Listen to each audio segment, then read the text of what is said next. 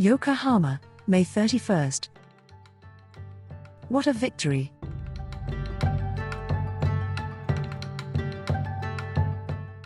I must see Togo when he returns. So must we all. But, dear me, with all these Russian prisoners added to the 63,000 already here, we will all be too poor to buy beef. Every Russian prisoner raises the price of meat, as the supply is not abundant in this isle of non-meat-eating people.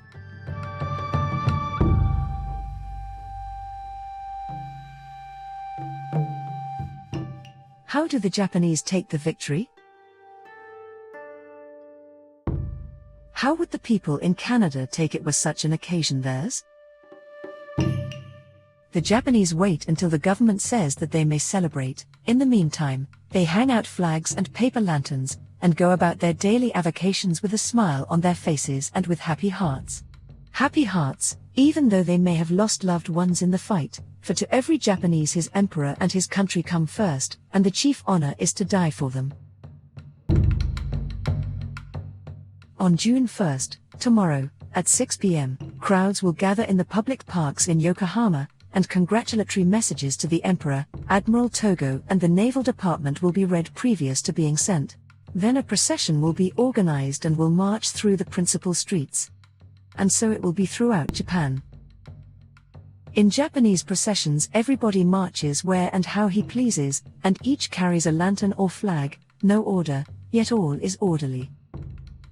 By 11 p.m. everyone will be in bed, or the Japanese equivalent for bed, no one will be injured, no damage done. A lesson for us Westerners, indeed, with our less tolerant ways of showing our exultant feelings. The days of the Tsushima battle, and the days previous when a battle was expected, or, indeed, might be in progress, this extraordinary nation preserved quite the usual calm demeanor. All classes went about their work as though a national crisis were not impending. Not because they did not know, but because they knew and realized that now indeed the fate of the empire was in the balance.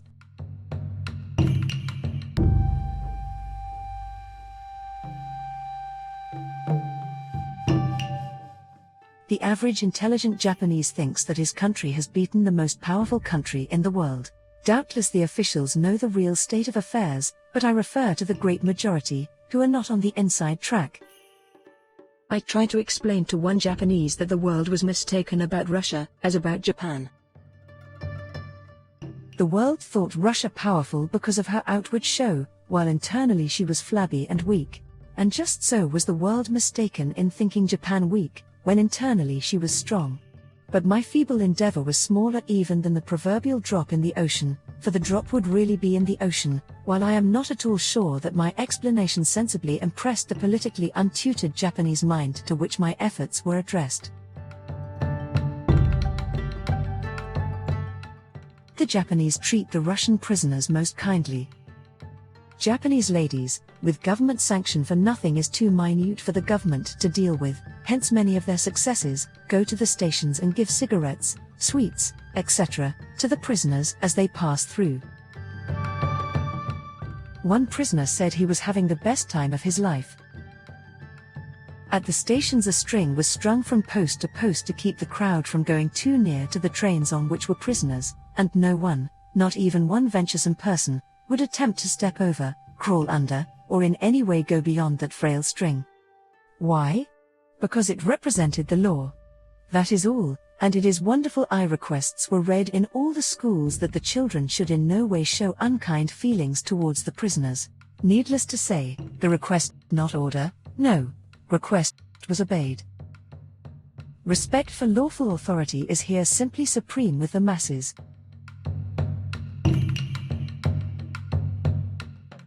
The latent power of Japan's women has also been developed during this awful struggle for the empire's existence. These timid, gentle ladies, who before had hardly an interest beyond their own homes, organize themselves into various necessary societies, as occasions arise. Take Yokohama, for example. The city is divided into wards, with a lady at the head of each. Every soldier's family is daily visited, and needs are reported at headquarters.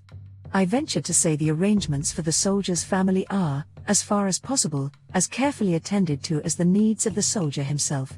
Naturally, there is occasional destitution, and there may be more, but it will be relieved and reduced to a minimum.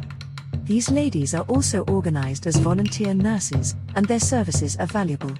They are assisted in this by a few foreign ladies, and by many foreign ladies in the preparation of bandages.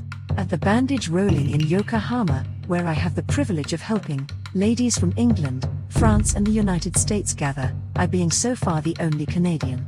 It is rather a difficult matter to make many people here understand what is meant by Canadian. One easily forgives the Japanese who do not understand, but others, well, it is aggravating. Foreign ladies help in every way they can. They make caps and cholera bands, knit socks and helmets, and make scrap books, which last are much appreciated by the convalescent, and have been largely the means of admitting Christian missionaries to hospitals. We cannot make the books quickly enough, so great is the demand. One made by a child in the foreign Sunday school and sent to Manchuria fell into the hands of a Japanese officer, who thought so much of it that he brought it home with him when he was wounded.